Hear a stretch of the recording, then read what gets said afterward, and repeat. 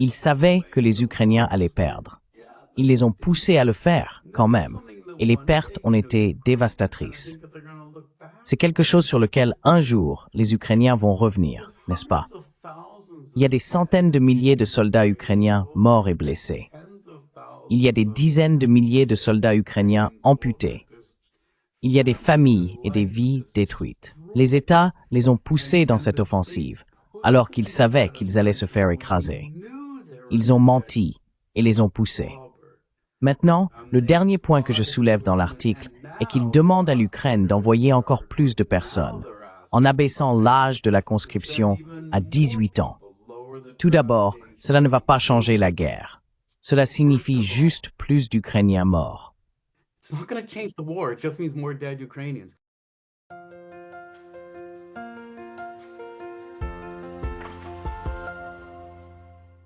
Hello everybody. This is Pascal from Neutrality Studies. Bonjour à tous. Ici Pascal de Neutrality Studies. Aujourd'hui, j'ai avec moi le journaliste et chroniqueur Ted Snyder.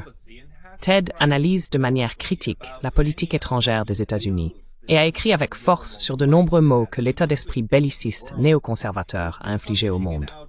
Il a publié dans des médias comme antiwar.com, Responsible Statecraft, The American Conservative, The Nation et bien d'autres. L'un de ses derniers articles s'intitule « Un jour, les Ukrainiens pourraient détester l'Amérique », dans lequel il aborde ce sujet très important, du fait que les États-Unis s'assurent à plusieurs reprises que la seule issue du conflit du pays avec la Russie soit la guerre et qu'ils se battent, comme l'a dit Chas Freeman, jusqu'au dernier Ukrainien. C'est ce que nous voulons discuter aujourd'hui. Alors Ted, bienvenue. Merci. Merci de m'avoir invité, Pascal. Eh bien, merci beaucoup d'avoir pris le temps, car cet article met vraiment en lumière un aspect très crucial, à savoir que la guerre en Ukraine, le conflit en Ukraine, est long et ancien, et remonte même avant 2014.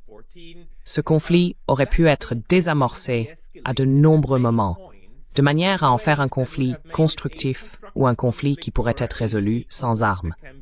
Mais il y a eu des interventions répétées. Pourriez-vous peut-être expliquer quelles étaient, selon vous, ces interventions qui ont fait que nous nous retrouvons avec la catastrophe actuelle?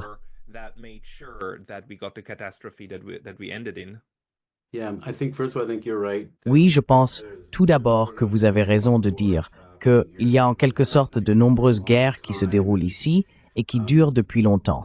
La plus ancienne guerre en Ukraine est vraiment la guerre civile en Ukraine.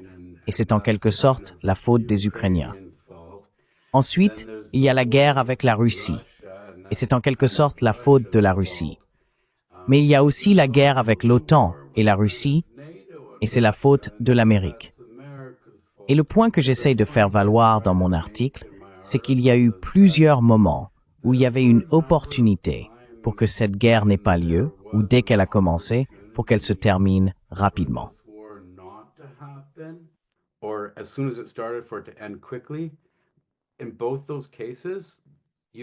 Dans ces deux cas, l'Ukraine aurait pu perdre peu ou pas de territoire. Ils auraient même pu en récupérer. Ils auraient perdu très peu de vies, mais les Américains l'ont empêché. Je pense qu'à partir du moment où les Américains l'ont empêché, ils étaient aussi responsables de cette guerre. Donc, vous savez, on peut dire qu'il est faux de dire que la guerre n'a pas été provoquée.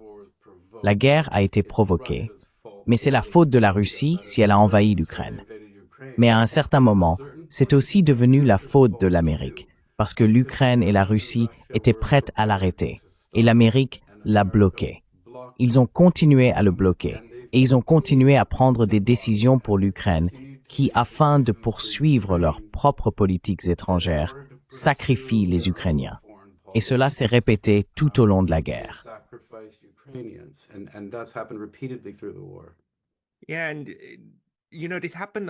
Oui. Et vous savez, cela s'est produit à plusieurs niveaux. Je veux dire, cela se passe à un niveau personnel, comme la façon dont certains acteurs essayent d'influencer les autres. Et je pense que nous avons eu des personnes comme Ivan Khachanovsky, vous savez, travaillant également sur la question de qui a inspiré ou qui est derrière les massacres de Maïdan. Mais ensuite, cela conduit à des résultats politiques qui rendent certaines décisions politiques impossibles. Et je pense que vous le soulignez dans votre article. La neutralité de l'Ukraine, qui était le moyen le plus évident de désamorcer toute la situation. Et c'est un processus politique qui s'est arrêté là, mais il a été inspiré par certaines personnes avec certains intérêts. Peut-être pouvez-vous en parler.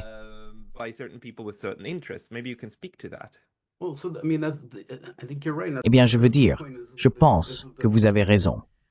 Et c'est le point crucial. C'est la nocivité de l'affirmation occidentale selon laquelle la guerre est non provoquée, vous savez. Des promesses ont été faites, à la fin de la guerre froide, que l'OTAN ne s'étendrait pas vers l'Est. Et l'OTAN a continué à s'étendre vers l'Est jusqu'aux frontières de la Russie. Chaque dirigeant russe, pas seulement Poutine, s'est opposé à cela. Et juste avant cette guerre, en décembre 2021, on dit que Poutine ne veut pas négocier. Mais Poutine a toujours négocié. Et en décembre 2021, avant le début de la guerre, il a présenté des garanties de sécurité, un paquet à la fois aux États-Unis et à l'OTAN. Et au cœur de ce paquet, il y avait le fait que l'OTAN ne s'étendrait pas à l'Ukraine.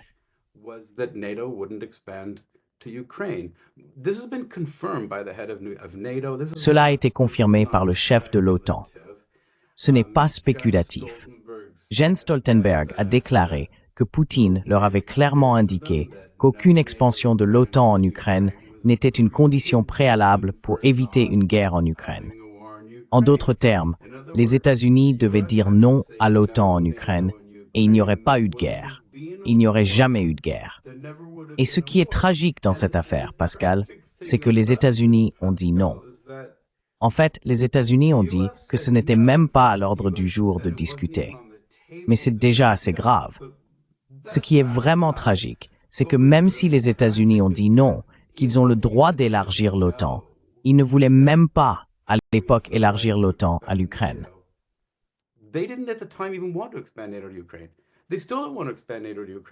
Ils ne veulent toujours pas élargir l'OTAN à l'Ukraine.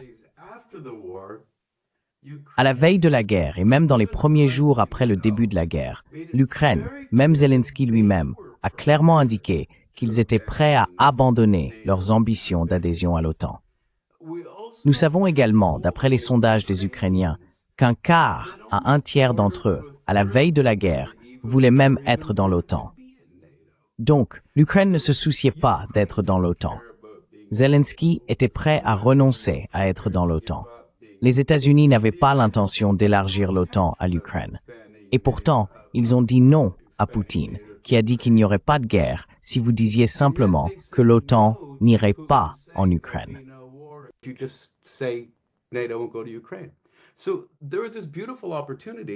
Il y avait donc cette belle opportunité qui s'alignait avec les intérêts russes, ukrainiens et américains pour éviter la guerre. Mais les États-Unis ont dit non.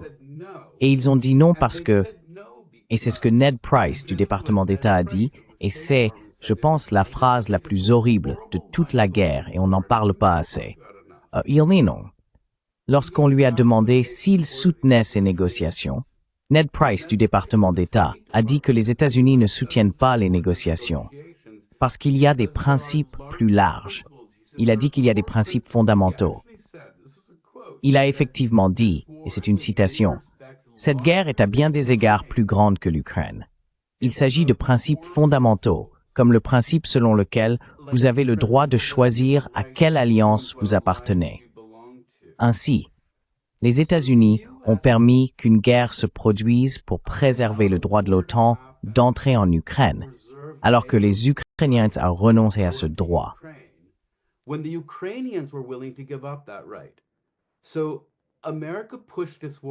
Ainsi, l'Amérique a poussé cette guerre pour poursuivre ses propres objectifs de politique étrangère, et non ceux de l'Ukraine. Donc, avant que la guerre ne commence, elle aurait pu être arrêtée. Poutine a dit aux Américains qu'il n'y aurait en aucun cas de réponse technico-militaire. L'Amérique a dit non, et l'invasion de l'Ukraine était exactement cette réponse technico-militaire. Et c'est une tragédie, car à ce moment-là, aucune vie n'aurait été perdue, et aucune terre n'aurait été perdue.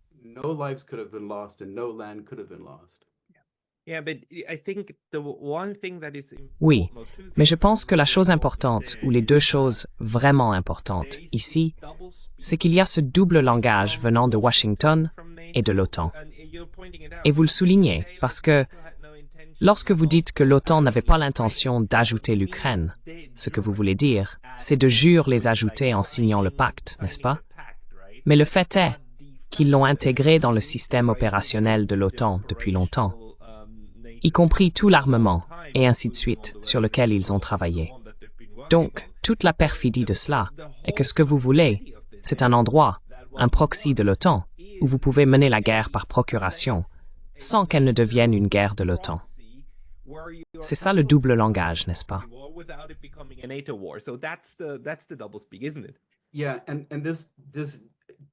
Oui, et cette distinction entre de jure et de facto devient une chose tellement importante dans cette guerre à tant de niveaux différents. Mais l'un des aspects vraiment cruciaux est celui que vous soulignez, car de facto, l'Ukraine a été intégrée à l'OTAN, et l'OTAN, depuis avant la guerre, a rempli l'Ukraine d'armement de l'OTAN, de facto. L'aspect de jure est important à deux niveaux. Premièrement, après avoir été échaudé par le fait de ne pas l'avoir obtenu par écrit à la fin de la guerre froide, que l'OTAN ne s'étendrait pas vers l'Est, après avoir pris l'Amérique au mot pour cela, après avoir pris l'OTAN au mot pour cela, et s'être fait avoir. Poutine a été très clair cette fois-ci, lors des discussions de décembre 2021, qu'il fallait que ce soit de jure. Il fallait que ce soit écrit que l'OTAN n'irait pas en Ukraine.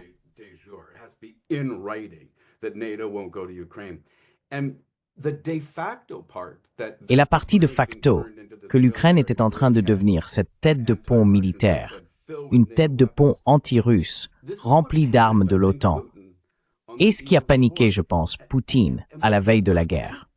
Ce qui a paniqué Poutine, c'est que l'Ukraine était remplie d'armes. Cela faisait partie de la politique ukrainienne de reprendre la Crimée, même par des moyens militaires. Et l'Ukraine demandait à rejoindre l'OTAN.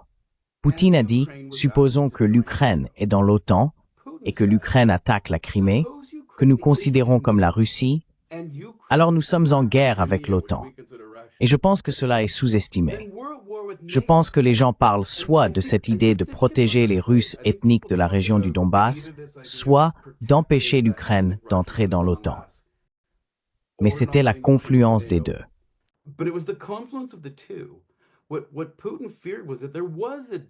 Ce que Poutine craignait, c'était qu'il y ait un OTAN de facto en Ukraine. Et si cela devenait de jure, si cela devenait officiel, et que l'Ukraine essayait de reprendre des parties du Donbass ou de la Crimée, alors nous serions en guerre. Et Poutine a effectivement dit à un moment donné, est-ce que quelqu'un a même pensé à cela? Est-ce que quelqu'un discute même de cela? Que l'article 5 signifierait que nous sommes en guerre avec l'OTAN. Donc, cette idée qu'ils intégraient l'OTAN et l'Ukraine, cette distinction avec le de jure était très importante pour la Russie. Ils voulaient que ce soit écrit que l'Ukraine ne ferait pas partie de l'OTAN, parce qu'ils craignaient vraiment que la politique officielle de l'Ukraine de réacquérir la Crimée, même militairement, si elle faisait partie de l'OTAN en vertu de l'article 5, entraînerait immédiatement la Russie dans une guerre avec l'OTAN. Ce qu'ils ne voulaient pas.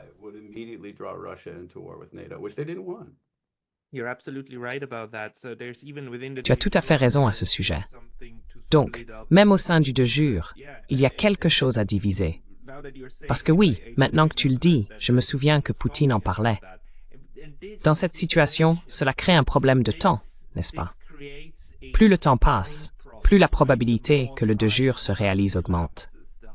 L'adhésion de l'Ukraine à l'OTAN se produira, auquel cas la Russie ne ferait pas face uniquement à l'Ukraine, mais à l'ensemble de l'OTAN. Et, dans une mesure plus large qu'elle ne le fait déjà, en ce moment, elle fait face à l'armement de l'OTAN en Ukraine et aux capacités de l'OTAN en Ukraine.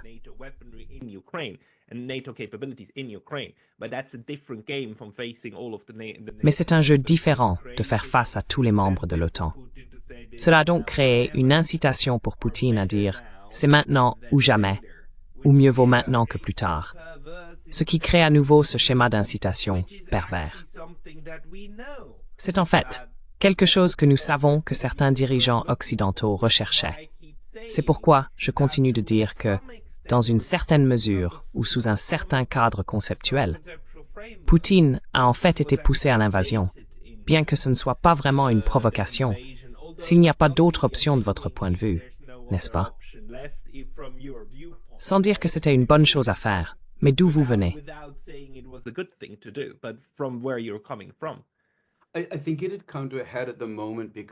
Je pense que cela a atteint un point critique à ce moment-là, parce que, comme certains très bons spécialistes de la Russie l'ont souligné, à la veille de la guerre, les frappes d'artillerie ukrainiennes dans le Donbass augmentaient considérablement. Il y avait probablement environ 50 000 unités d'élite ukrainiennes alignées sur cette ligne du Donbass. Je pense que les recherches vraiment solides montrent que la Russie craignait sincèrement que l'Ukraine ne soit sur le point de lancer une offensive majeure sur le Donbass. Et c'est là que cela intervient. Si cela est couplé à l'adhésion à l'OTAN, cela devient un moment de crise, n'est-ce pas? Si l'adhésion à l'OTAN se produit maintenant et qu'ils vont lancer une offensive dans le Donbass et que la Russie est entraînée dans la guerre avec l'OTAN, cela devient une chose critique.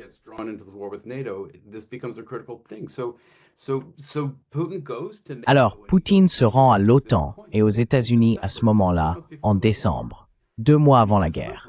Et il dit, regardez, nous devons négocier ce genre de meilleure structure de sécurité, où au lieu que la Russie ait été laissée de côté après la guerre froide, et l'OTAN, qui est une organisation conçue pour confronter la Russie, s'étend à travers toute l'Europe, mais laisse la Russie de côté.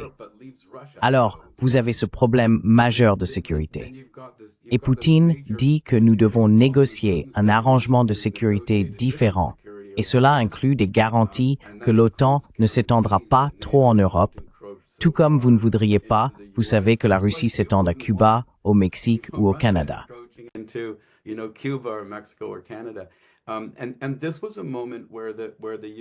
Et c'était un moment où les États-Unis, surtout parce qu'ils ne considéraient pas sérieusement l'intégration de l'Ukraine dans l'OTAN de jure, auraient pu faire quelque chose.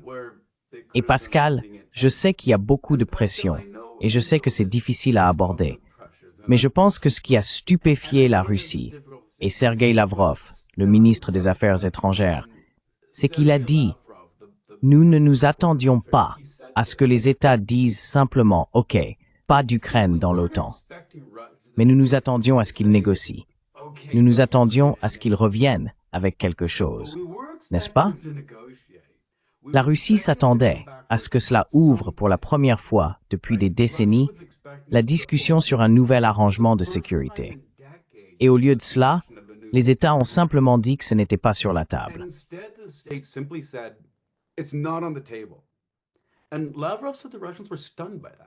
Et Lavrov a dit que les Russes étaient stupéfaits par cela. Donc, il y a eu ce moment, et je sais que je ne veux pas simplifier à l'excès, où les États auraient pu dire « OK, pas d'OTAN, et tout va bien ».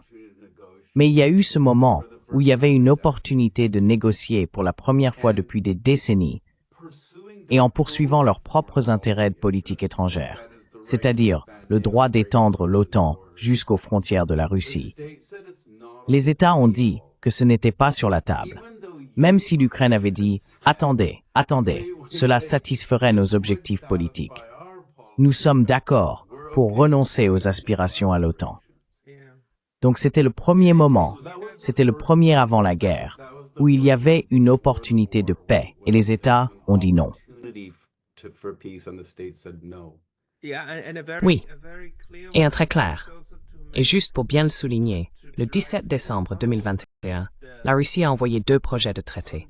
17th of December 2021, Russia sent over 2 draft treaties to NATO, the NATO headquarters and to Washington. Au siège de l'OTAN et à Washington, n'est-ce pas? Parce qu'ils ont clairement dit, vous savez, vous êtes les décideurs ici. Je veux dire, oui, les Ukrainiens sont là, mais c'est entre nous, parce qu'encore une fois, le conflit se déroule à plusieurs niveaux. Et si vous prenez en charge le niveau supérieur, les niveaux inférieurs trouveront une résolution d'une manière ou d'une autre, n'est-ce pas? Et envoyer un projet de traité, est quelque chose que vous ne faites généralement pas. Les États n'envoient pas simplement des projets de traités non négociés les uns aux autres. C'est un instrument de très haut niveau pour lancer cette discussion, n'est-ce pas? Et c'est bien compris, parce que dans les médias occidentaux, cela a été représenté comme un ultimatum. Oh, c'est un ultimatum russe? Et nous ne prenons pas l'ultimatum. Vous savez, c'est essentiellement qu'ils sont des terroristes. Et ils essayent de nous faire pression. Et nous ne prenons pas cela. Non. C'était évidemment une offre de négociation.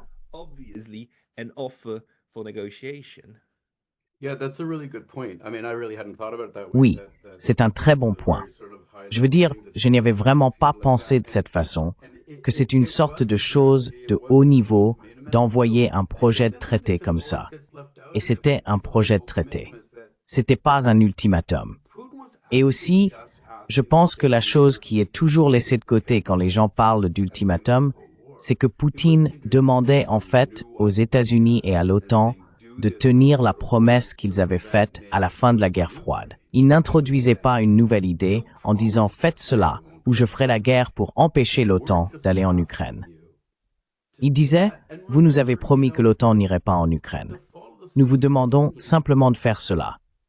Et rappelez-vous, vous savez, à la chute de l'Union soviétique, la Russie a reconnu l'État indépendant de l'Ukraine, mais à condition que leur constitution garantisse la neutralité et qu'ils ne rejoignent pas l'OTAN. Donc je veux dire, il y a beaucoup de choses dans le passé qui leur ont été promises. Quand les gens parlent d'ultimatum, la Russie disait vraiment, je pense, simplement, tenez vos promesses.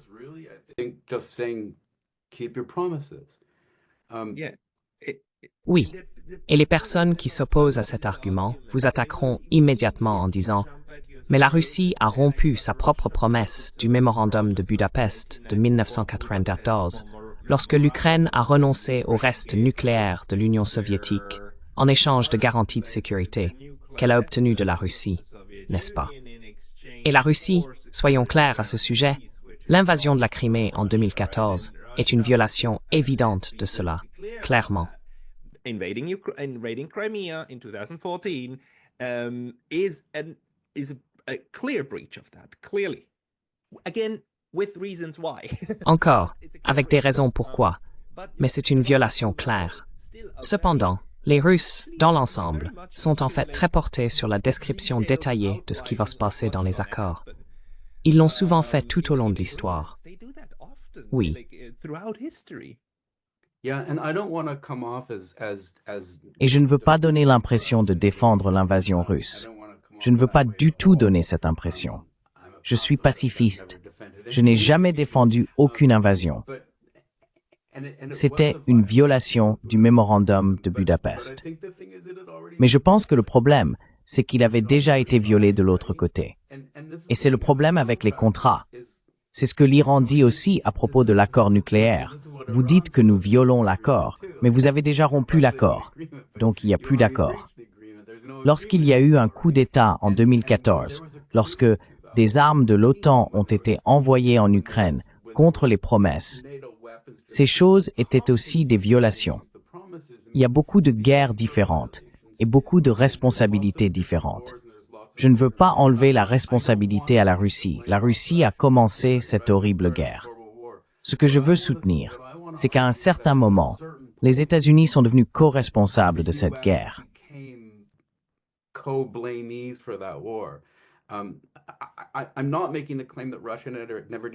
Je ne prétends pas que la Russie n'a jamais rien fait de mal. Je dis qu'à un certain moment, les États-Unis ont pris une part de cette responsabilité. Et la première fois, c'était le 21 décembre, à la veille de la guerre. Et la deuxième fois, c'était quelques jours après. Il y a donc cette ligne de démarcation où juste avant, il aurait pu y avoir la paix et les États-Unis ont dit non. Et juste après, il aurait pu y avoir la paix. Et encore une fois, les États-Unis ont dit non. Donc pour être clair, je ne dis pas que la Russie n'est pas à blâmer pour cela. Je dis qu'à un certain moment, les États-Unis ont pris sur leurs épaules une grande part de cette responsabilité. Aussi parce qu'ils avaient une chance très plausible et légitime de prévenir cela, de manière à satisfaire pleinement l'Ukraine. et ont choisi de ne pas satisfaire les objectifs politiques de l'Ukraine, afin de poursuivre leurs propres objectifs de politique étrangère, qui étaient le droit d'élargir l'OTAN et le droit de poursuivre leur hégémonie et de ne pas laisser, vous savez, la Russie défendre ses droits ou sa sphère d'influence.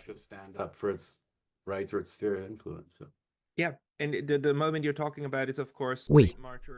Et le moment dont vous parlez est bien sûr fin mars, début avril, les accords d'Istanbul.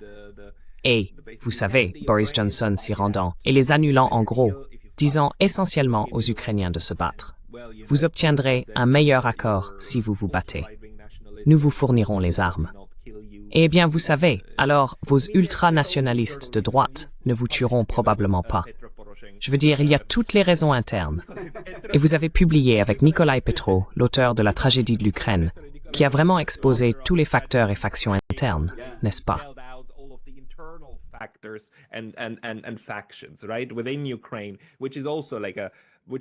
En Ukraine, qui était déjà une poudrière, n'est-ce pas? Mais le point que j'aimerais souligner, ou sur lequel je voudrais vous interroger, est ce mépris pour ce qui est le mieux pour l'Ukraine, tout en affirmant que les politiques adoptées sont le maximum et que nous aimons l'Ukraine, n'est-ce pas? Des cœurs ukrainiens et des drapeaux ukrainiens partout, tout en envoyant des hommes et des femmes ukrainiens à une mort certaine. Donc, comme je l'ai dit sur le...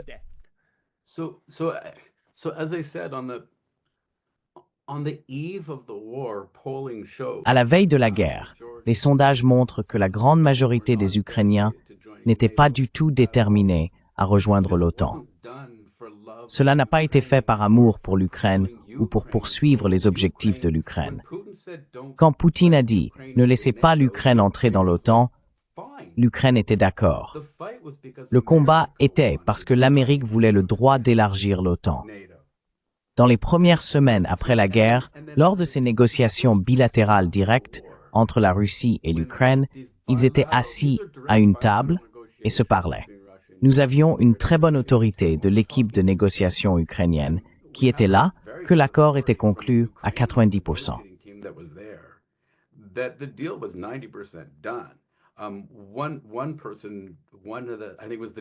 Une personne, je pense que c'était le chef négociateur, a dit, et je cite, « Nous sommes retournés dans nos chambres d'hôtel et avons fait sauter les bouchons de champagne.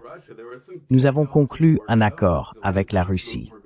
Il y avait quelques détails à régler, mais Zelensky et Poutine allaient se rencontrer et les régler. Et cela allait être signé, et il y avait cet accord. Les négociateurs ukrainiens ont dit que Poutine était sincèrement prêt à faire des compromis. Ils étaient engagés dans les négociations. Nous avons toutes sortes d'autorités pour les autorités ukrainiennes qu'il y avait un accord. Et puis le fameux, et cela est également confirmé par les négociateurs ukrainiens. Lequel était-ce? David, je pense, je ne me souviens pas.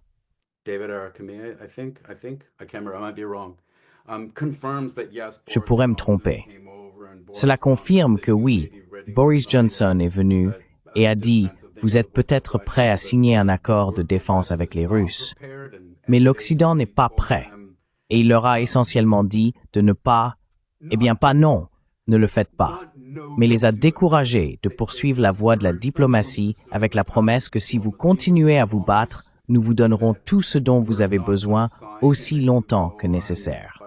Mais ce n'était pas seulement Boris Johnson au Royaume-Uni. C'est le genre d'histoire célèbre, mais ce n'était pas seulement Boris Johnson.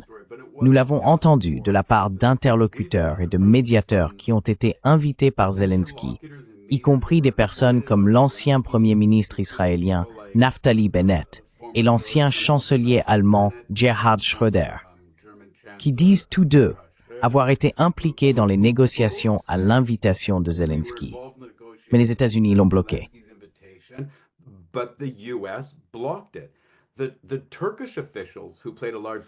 Les responsables turcs qui ont joué un grand rôle, car cela se passait à Istanbul, ont déclaré publiquement que les États-Unis l'ont bloqué.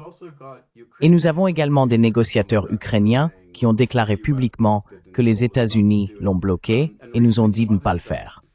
Récemment, d'autres personnes, comme Victoria Nuland, ont essentiellement dit la même chose.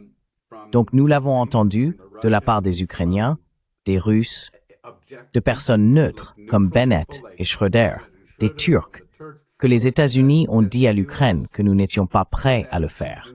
Nous ne voulons pas que vous le fassiez. Nous voulons que vous vous battiez au lieu de poursuivre la diplomatie et nous vous donnerons tout ce dont vous avez besoin aussi longtemps qu'il le faudra pour le faire. Donc, désolé, allez-y.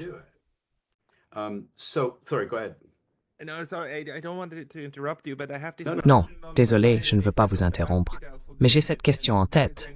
Et si je ne la pose pas, je vais l'oublier. Je dois la formuler. C'est-à-dire, pourquoi pensez-vous qu'ils font cela? Parce que je n'arrive pas à comprendre. Il y a d'une part les grands intérêts stratégiques. Et vous savez, il y a un bon argument à faire valoir, ou il y a un argument très plausible à faire valoir, que cela a toujours été le résultat préféré. Une guerre était un résultat préféré. L'OTAN, ou les États-Unis, voulaient mener une guerre par procuration avec la Russie, parce qu'ils veulent démanteler la Russie, n'est-ce pas, et balkaniser la Russie. Et il y avait toutes ces idées, n'est-ce pas? Il y a une grande stratégie derrière.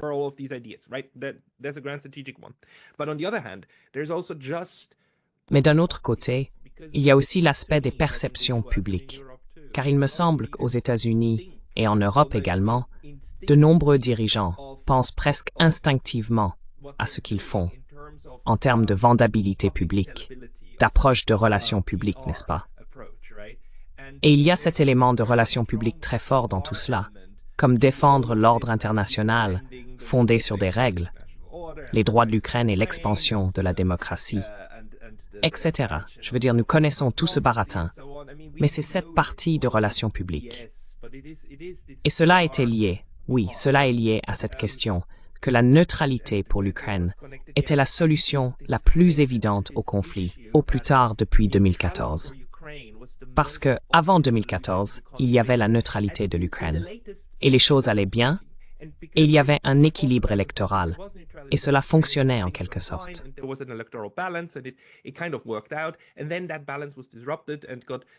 Et puis cet équilibre a été perturbé et s'est détérioré. Et Victoria Nuland, lorsqu'elle a parlé de ce moment, a utilisé un mot très intéressant.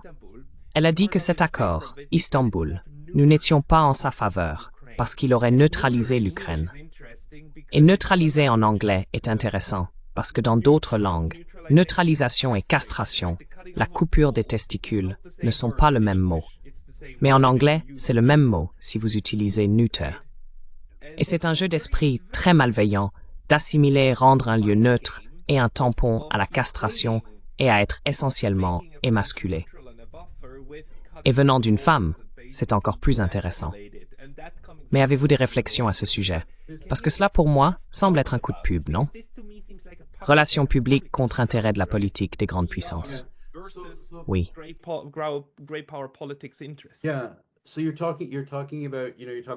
Donc, vous parlez de deux choses. Vous parlez de l'image publique et vous parlez de la grande stratégie. Vous avez également commencé par poser la question, pourquoi les États-Unis font-ils cela? Comprendre la politique étrangère américaine et pourquoi ces données sont très difficiles à analyser, car ça n'a tout simplement plus beaucoup de sens. Mais il se passe beaucoup de choses ici. Il y a eu récemment de très bonnes recherches sur toute cette idée de l'image.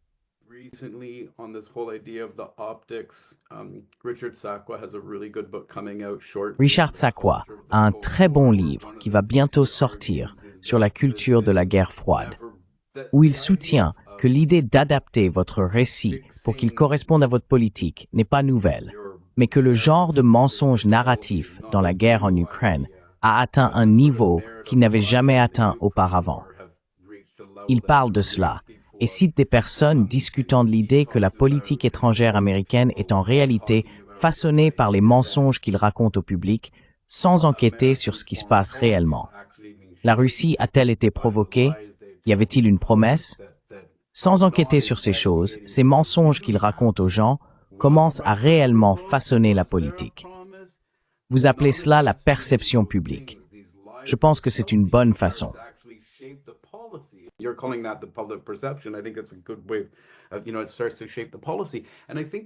Vous savez, ça commence à façonner la politique.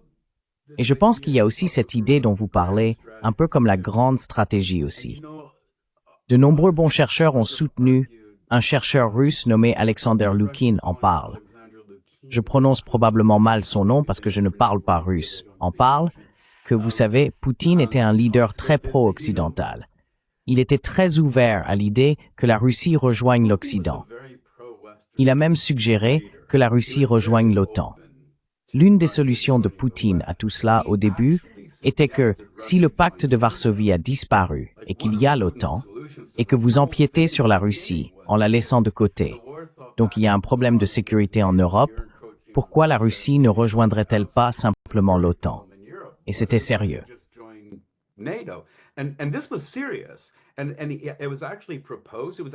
Et cela a été effectivement proposé, cela a été effectivement discuté, et les Américains l'ont rejeté. Mais Poutine était en quelque sorte très pro-occidental, et la Russie était assez faible après la chute de l'Union soviétique. Ils étaient assez conciliants envers l'OTAN et les États-Unis. Ils se plaignaient parfois, mais ils ne faisaient vraiment pas grand-chose à ce sujet, et l'hégémonie américaine prenait vraiment son essor après la guerre froide. La Russie ne pouvait vraiment pas et ne s'opposait pas. En 2014, lorsque l'Occident a orchestré un coup d'État en Ukraine, la direction russe est convaincue qu'il s'agissait d'un coup d'État en Ukraine. Et c'était un coup d'État en Ukraine. D'accord. Nous savons maintenant que c'était un coup d'État en Ukraine.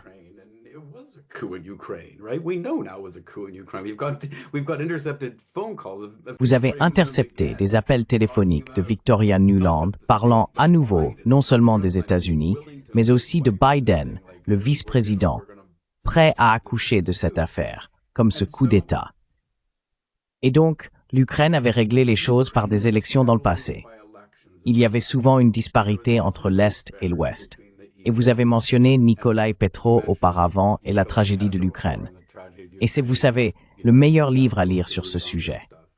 Petro est excellent sur ce point. Et cette pluralité en Ukraine, qu'un certain côté essayait de transformer en monisme, qu'il ne pouvait y avoir qu'une seule Ukraine. Et l'Est avait souvent voté pour des présidents plutôt pro-russes, et l'Ouest avait plutôt voté pour des présidents pro-européens.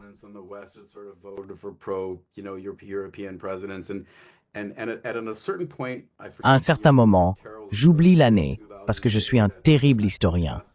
Je pense que c'était en 2008, lors de cette élection contestée. Et puis en 2014, où l'Occident est finalement devenu convaincu pour la première fois que nous ne pouvons pas faire cela par des élections. Si nous n'avons pas d'élections, nous allons continuer à avoir ces types qui ne vont pas rejoindre l'OTAN. Et ils organisent un coup d'État. Et c'était vraiment la première fois qu'ils décidaient cela par un coup d'État. Et donc maintenant, vous avez ce coup d'État, et vous avez les russophiles, le genre ethnique russe du Donbass et de la Crimée, étant persécutés de nombreuses manières par cette ultranationaliste moniste, l'Ukraine pure. Sortir la culture russe d'Ukraine, interdire la langue, interdire la religion, fermer les médias, attaque contre les Russes ethniques dans le Donbass. Ils se sentent très menacés.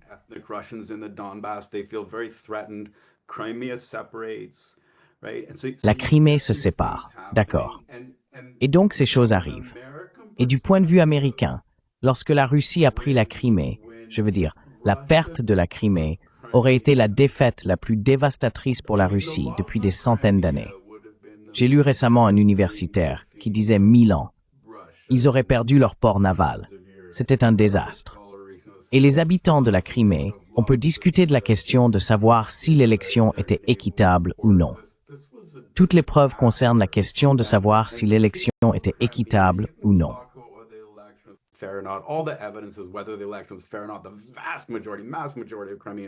La grande majorité, la majorité écrasante de la Crimée, voulait devenir partie de la Russie. Ils l'ont fait aussi dans le Donbass, et Poutine aurait pu les prendre, mais ne l'a pas fait. En fait, il ne les voulait pas. Il a dit au Donbass de ne pas organiser de référendum sur la séparation. Et quand ils ont voté pour la séparation, il ne l'a même pas reconnu. Ce n'est que lors de cette guerre qu'il l'a reconnu. Mais, quand ils ont reconnu la Crimée, je pense que cela a déclenché la panique en Occident, où l'Occident a dit que la Russie avait été complaisante. Nous avons eu l'hégémonie américaine, et la Russie se lève maintenant. Et cela ne va pas se produire. Cela ne va pas se produire. Et donc, ils commencent à armer l'Ukraine.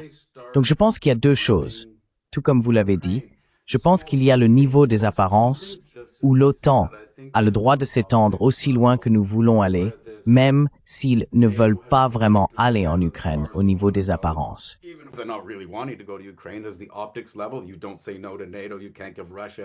On ne dit pas non à l'OTAN. Vous ne pouvez pas donner à la Russie un droit de veto sur l'adhésion à l'OTAN. Ce qui est absurde, d'ailleurs, parce que vous ne pouvez pas demander à adhérer à l'OTAN. Vous devez être invité à l'OTAN à l'unanimité. Ce n'est pas comme si la Russie avait un droit de veto. L'Ukraine n'a pas le droit de dire qu'elle va faire partie de l'OTAN, n'est-ce pas? Ils doivent être invités. Mais ce n'est que l'optique. C'est la partie perspective, n'est-ce pas? C'est de cela que vous parlez au début. Et c'est vraiment puissant parce que la plupart des gens pensent « Oui, l'Ukraine a le droit de rejoindre l'OTAN et la Russie ne peut pas dire non ». Ce n'est pas vrai. C'est l'optique. Mais je pense que le niveau de la grande stratégie était que la Russie s'opposait à l'hégémonie américaine pour la première fois. Avec la Crimée, la Russie a dit « Nous traçons la ligne. Vous n'allez pas faire ça ».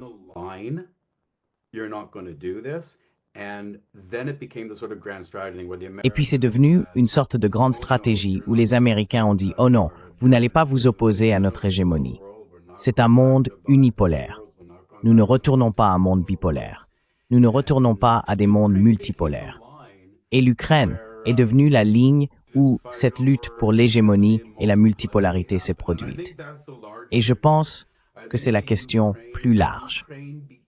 Je pense que l'Ukraine est devenue cette ligne Spenfin, ce champ où la lutte entre un monde unipolaire et un monde multipolaire s'est produite, où la Russie s'est levée pour la première fois et a dit non, l'hégémonie américaine a ses limites.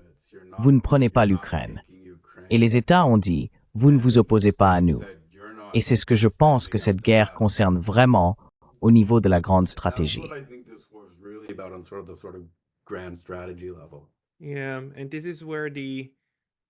Oui, et c'est là que le mot en Occident, je cherche encore le bon mot pour le décrire, cette schizophrénie ou ce double standard flagrant se heurte à ce mur, n'est-ce pas? Parce que vous savez, la Russie a dit à plusieurs reprises que ce qui s'est passé avec le Kosovo n'est pas acceptable. Ce n'est pas correct, parce que nous pensions que ce n'était pas ce que nous faisions. Nous pensions que nous ne changions les frontières que par des accords, et l'accord était que le Kosovo reste au sein de la Serbie. Mais le fait que vous l'ayez coupé, et que vous l'ayez même reconnu, etc., ce n'est pas acceptable.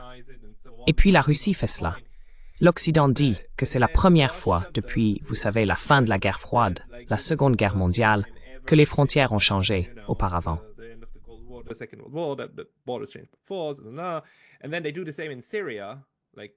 Et puis ils font la même chose en Syrie, comme l'Amérique, prenant une grande partie de la Syrie, n'est-ce pas? Et en gros maintenant, en 2024, nous voyons que l'Occident est totalement d'accord avec le fait qu'Israël prenne plus de partie de la Syrie, etc. Donc c'est très très clair que la règle est que tout ce que font l'OTAN et les alliés occidentaux, eh bien, fait partie de l'ordre basé sur des règles. Et chaque fois que quelque chose de similaire est fait par une autre puissance, alors c'est l'acte le plus flagrant de violation du droit international. Et ce que vous dites, c'est qu'en 2014, la Russie a pris le droit, que ce soit. Et encore une fois, nous ne disons pas que c'était juste. Nous disons qu'elle a pris le droit de faire quelque chose de similaire. Et l'Occident n'était pas d'accord. Et c'est là que le reste du Sud global dit en fait comme eh bien en fait, ils se ressemblent beaucoup.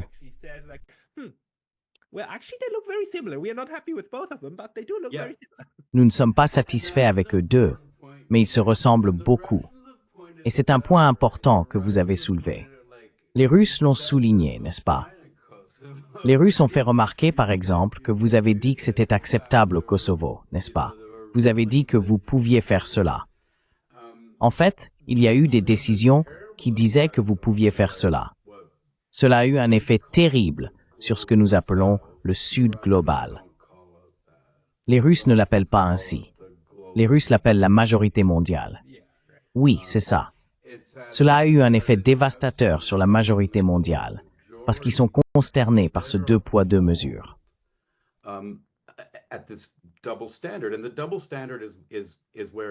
Et le deux poids, deux mesures, c'est là où le droit international est codifié. Nous savons qui l'a écrit. Il s'applique universellement. L'ordre fondé sur des règles, comme l'appellent les États-Unis, nous ne savons pas qui l'a écrit. Il n'y a pas de loi écrite. Vous l'inventez au fur et à mesure. Et l'ordre fondé sur des règles signifie essentiellement que vous invoquez les Nations Unies quand cela convient à la politique étrangère américaine, et vous ignorez les Nations Unies quand c'est un obstacle. C'est ce que Ted Snyder appelle la grande substitution. J'adore cette phrase, n'est-ce pas? C'est la grande substitution de... C'est la fin du droit international.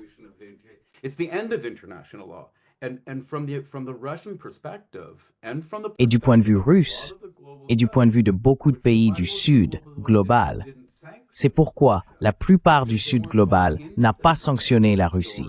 Ils n'adhéraient pas à cette histoire américaine de droit international, parce qu'ils disent, comme, de quoi parlez-vous en matière de droit international? Vous faites cela tout le temps. Les États-Unis envahissent des pays tout le temps.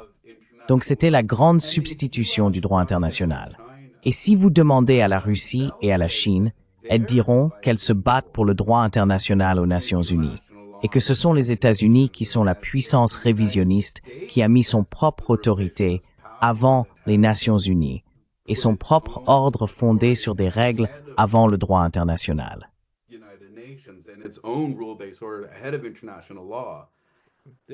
Chas Freeman a fait la merveilleuse observation dans l'un de ses programmes que l'ordre international fondé sur des règles est que les États-Unis appliquent les principes de la primauté du droit au lieu de règles, appréciant l'état de droit, qui sont les mêmes règles pour tout le monde, par opposition à l'invention de règles aléatoires, sans jamais les expliciter, les invoquant constamment et les utilisant ensuite comme un outil pour intimider tout le monde. N'est-ce pas?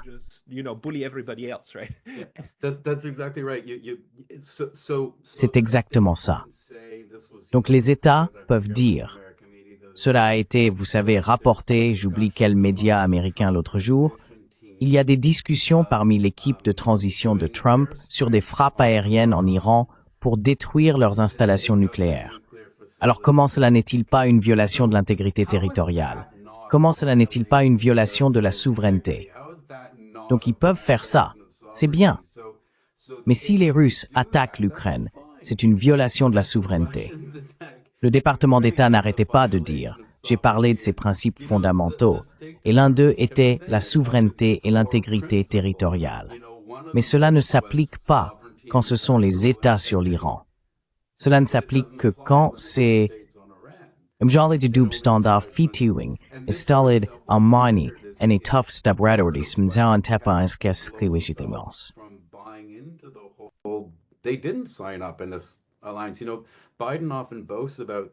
Tu sais, Biden se vante souvent de l'alliance de 50 nations qu'il a réunie contre la Russie.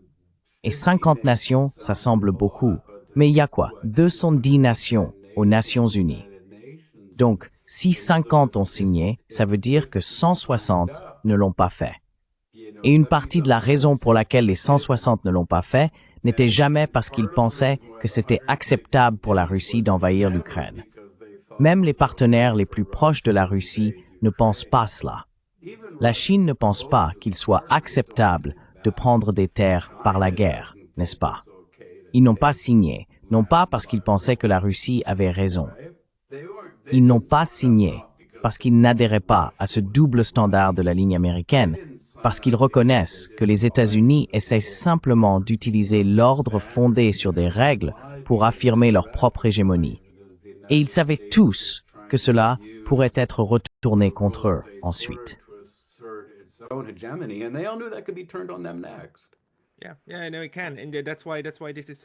Oui, je sais que ça peut. Et c'est pourquoi c'est si dangereux. Et c'est pourquoi ce n'est pas un accord mondial stable sur le fonctionnement des choses. parce que tout le monde aura toujours peur et sera effrayé de ce qui va se passer ensuite. Ce dont vous avez besoin, c'est d'un arrangement stable. Et c'est là que votre article m'a tellement parlé. Parce qu'un arrangement stable est celui où toutes les parties s'accordent sur les règles écrites et non écrites du jeu, n'est-ce pas? Pour que vous sachiez réellement comment vous comporter. Maintenant, l'une des hypothèses courantes en RI est que les États essayent d'éviter de se blesser, n'est-ce pas? Ils font tout ce qu'ils peuvent pour ne pas finir en guerre si la guerre est une menace mortelle pour eux, n'est-ce pas?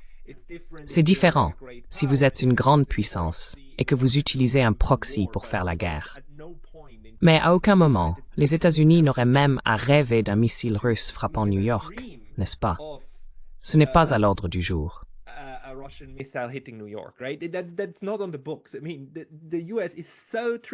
Je veux dire, les États-Unis sont tellement puissants qu'ils n'ont pas à craindre cela.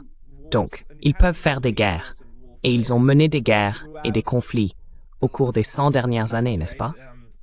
Au moins 80, ces guerres par procuration. Mais l'Ukraine, c'est le point. L'Ukraine aurait dû avoir tout intérêt à trouver un arrangement fonctionnel.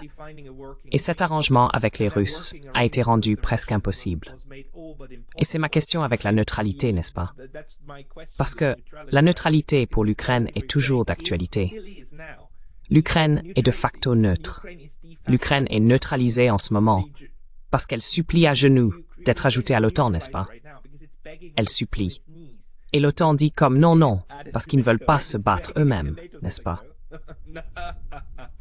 Mais l'Ukraine commence là à fonctionner. Et c'est pourquoi vous dites, je veux dire, l'Ukraine a toutes les raisons de détester les États-Unis pour l'avoir poussé à faire cette chose autodestructrice.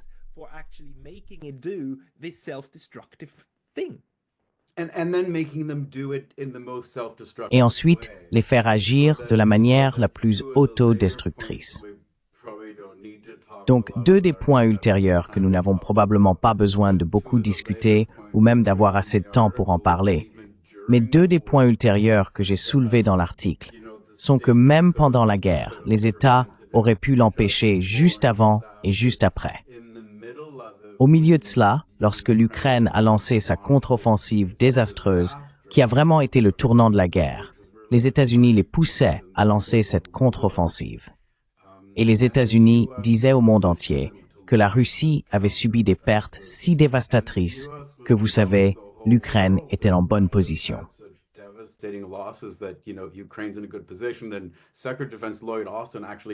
Et le secrétaire à la Défense, Lloyd Austin, se présente effectivement devant une commission du Sénat et dit, vous savez que l'Ukraine a de très bonnes chances de gagner cette affaire lors d'une contre-offensive. Ce qui était tout simplement un mensonge. Parce qu'il savait, et nous le savons grâce au reportage, je pense que c'était du Wall Street Journal, il savait que la direction militaire aux États-Unis lui disait, il disait que l'Ukraine est mal préparée, que ce soit en termes d'hommes, d'armes et de formation. Ils ne sont pas préparés pour une contre-offensive. Et ils utilisent cette horrible phrase selon laquelle nous comptons sur le courage et l'ingéniosité ukrainiens. C'est juste génial. Le courage et l'ingéniosité ukrainiens contre l'artillerie russe. Ils savaient que les Ukrainiens allaient perdre.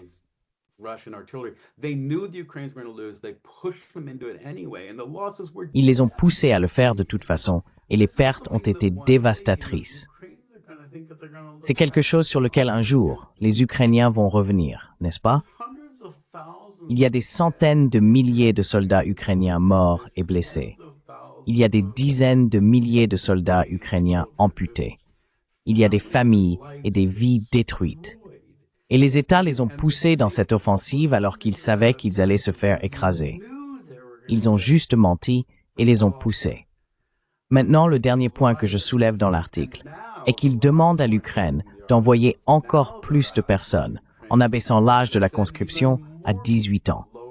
Tout d'abord, cela ne va pas changer la guerre. Cela signifie juste plus d'Ukrainiens morts.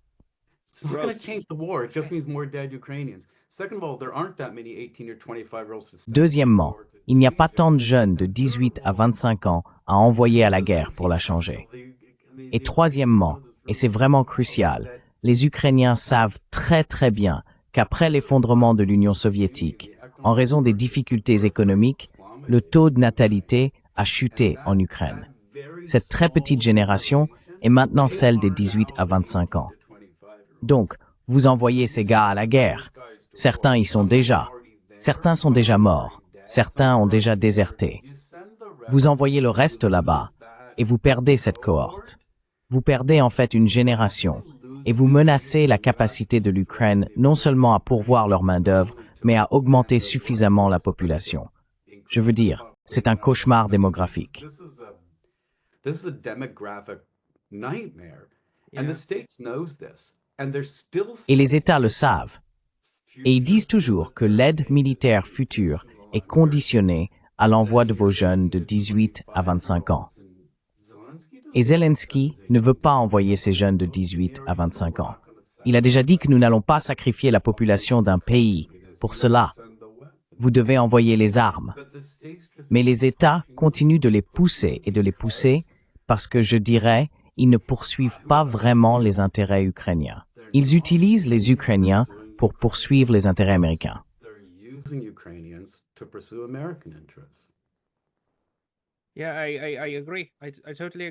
Oui, je suis d'accord. Je suis totalement d'accord. Mais c'est pourquoi, à mon avis, il reste cette grande question de ce qui est fait par les acteurs politiques dans cette, appelez cela une tragédie ou un crime contre l'humanité, pour des raisons stratégiques et de grandes stratégies, et ce qui est fait pour l'image. Parce que, aussi, l'image à l'intérieur de l'Ukraine, la seule façon de continuer cela, parce que le grand tour de force que les États-Unis ont réussi est de mobiliser toute une population, ou suffisamment de cette population, pour mener leur guerre. C'est un énorme tour de force à réaliser. Et la seule façon de le faire est de créer un récit qui en fait un combat qui vaut la peine d'être mené pour la victime de l'agression. Et donc, la seule façon est d'utiliser les armes que vous obtenez. Et vos amis vous donnent les armes, n'est-ce pas? Il devrait être très clair, surtout pour les pacifistes comme nous, que quiconque vous donne une arme n'est pas votre ami. Quelqu'un qui vous donne des armes n'est pas un ami.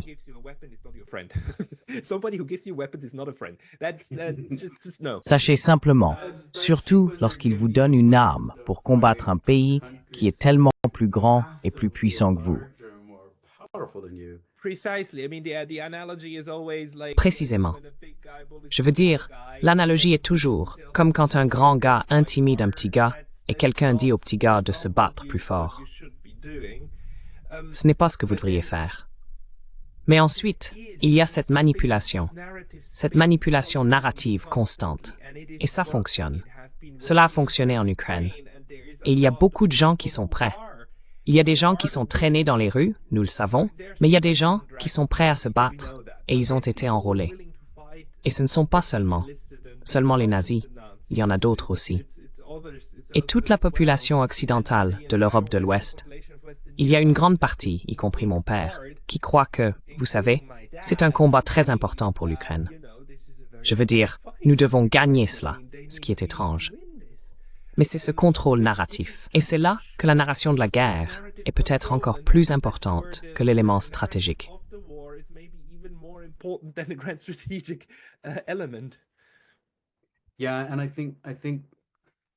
Oui, et je pense, Pascal, je pense que le récit doit continuer à changer lorsqu'il échoue aussi. Parce que vous savez, le récit au début portait sur la Russie envahissant l'Ukraine, puis le récit portait sur le droit de l'OTAN à s'étendre. Et ensuite le récit était « si la Russie n'est pas arrêtée, elle effacera l'Ukraine de la carte ». Et puis le récit était que si la Russie n'est pas arrêtée en Ukraine, elle attaquera toute l'Europe occidentale et Poutine va rétablir le récit. Le récit continue, à mesure que chaque pile est renversé, le récit devient de nouveau pensé plus grand.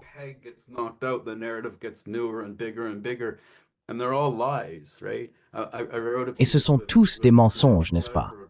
J'ai écrit un article avec Nick Petra, intitulé « Vous savez, pour arrêter la guerre, exposer le mensonge central ». Et le mensonge central est que Poutine est déterminé à conquérir l'Ukraine et tout ça. Mais c'est comme ça que vous le vendez en Amérique, n'est-ce pas? Vous le vendez, vous savez, d'abord l'OTAN. Et puis, vous savez, quand cela s'épuise, vous parlez de l'Ukraine comme du barrage qui retient l'invasion russe de l'Europe occidentale. Et vous continuez à créer un nouveau récit.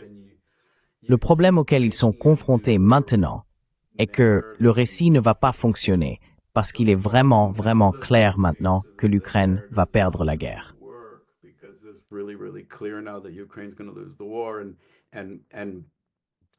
Et pour moi, et je pense que je termine tant de mes articles avec la même phrase, parce que ça me fait pleurer. La chose vraiment triste est qu'à la fin, l'Ukraine va signer le même accord de paix qu'elle aurait signé en mars 2022. Sauf qu'ils ont perdu des centaines de milliers de vies et toutes ces terres maintenant. Mais ils vont dire la même chose que les Américains ne les auraient pas laissés signer il y a longtemps. Et maintenant, il y a cet désespoir de créer un récit pour sauver la face. Comment pouvons-nous présenter cela comme si nous avions gagné? Parce que nous n'avons pas gagné. Alors maintenant, nous devons le présenter. Comment avons-nous gagné? Et il y a tous ces récits qui sont poussés.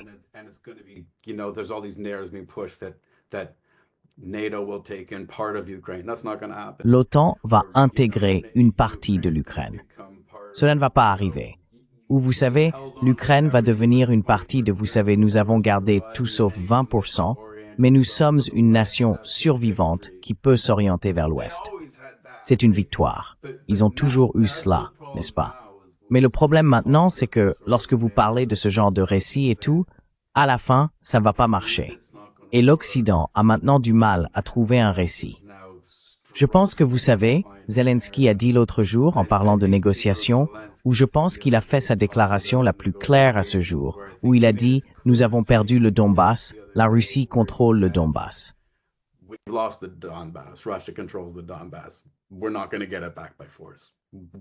Nous ne le récupérerons pas par la force. Nous l'obtiendrons, espérons-le, par la diplomatie. Nous ne le récupérerons pas par la force.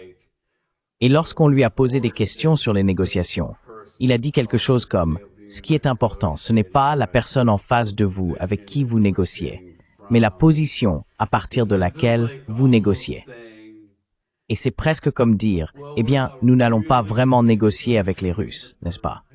C'est comme si nous ne négocions pas. C'est comme s'il y avait ce désespoir de trouver ce récit où vous allez devoir dire d'une manière ou d'une autre que cela en valait la peine.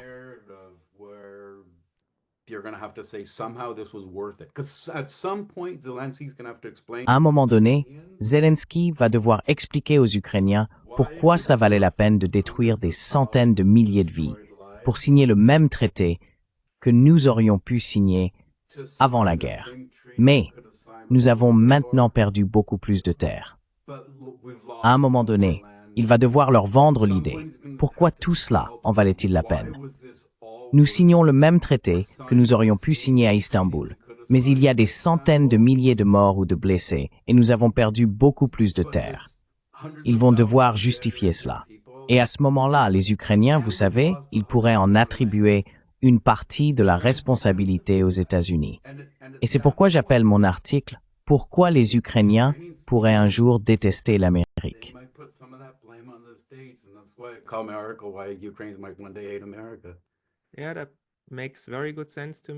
Oui, cela a beaucoup de sens pour moi. Et vous savez, peut-être juste comme dernier point de ma part, la véritable paix ne vient que lorsqu'il y a une paix narrative. Elle ne vient que lorsqu'il y a un accord entre les anciens adversaires sur ce qui s'est réellement passé. Et vous savez, il y a une paix complète entre l'Allemagne et les États-Unis aujourd'hui, parce qu'ils sont tous deux d'accord pour dire que le nazisme était mauvais et que c'était le problème. Il y a une paix complète entre le Japon et les États-Unis, parce que le Japon reconnaît, oui, nous avons fait des erreurs horribles. Il n'y a pas de paix narrative entre la Corée et le Japon, parce qu'ils ne s'accordent pas sur ce que le passé signifiait réellement. Donc, à un moment donné, on espérerait ou on aurait besoin d'une convergence narrative entre la Russie, l'Ukraine, les États-Unis et l'Europe pour parvenir à une situation stable. C'est ce que nous avions pendant la guerre froide. Vous savez, quand la guerre froide s'est terminée, soudainement, il y a eu une convergence d'analyse sur quels étaient les mots, et ensuite, cela a été résolu. what are the ills, and then it got resolved. Right. We'll need a narrative also between parts of D'accord. Ukraine. Nous aurons également besoin d'un récit entre les différentes parties de l'Ukraine. Oui, nous aurons besoin d'un récit entre l'Est et l'Ouest de l'Ukraine. Nous aurons besoin d'un récit entre l'Ukraine et la Russie, et entre la Russie et l'OTAN. Nous aurons besoin d'un arrangement de sécurité en Europe qui satisfasse l'Ukraine, la Russie et les États-Unis. Et ensuite, l'Ukraine devra encore, et cela revient encore au point de Nikolai Petro, la tragédie de l'Ukraine. Il faudra qu'il y ait une guérison narrative complète au sein des deux côtés de l'Ukraine également. Within the two sides of Ukraine too. Yeah. That's what Oui, has to c'est ce qui doit se happen, passer. and, Et je te suis très reconnaissant, Ted, de l'avoir déjà expliqué en termes très clairs. laying it out, Ton article sera lié. plain words, Quel est le meilleur endroit pour les gens qui veulent lire plus de ton travail? place for people to go who want to read more of you? Most of my stuff is on La plupart de mes articles sont sur Antiwar, et souvent les choses qui se trouvent ailleurs y sont republiées. Donc, c'est un peu partout, mais probablement le meilleur endroit pour en trouver la plupart est sur antiwar.com. antiwar.com. Okay. D'accord. Je vais mettre un lien vers antiwar.com. Ted Snyder, merci beaucoup pour votre temps aujourd'hui. Time today. Thank you. Merci beaucoup de m'avoir invité. J'ai vraiment apprécié de parler avec vous. Merci.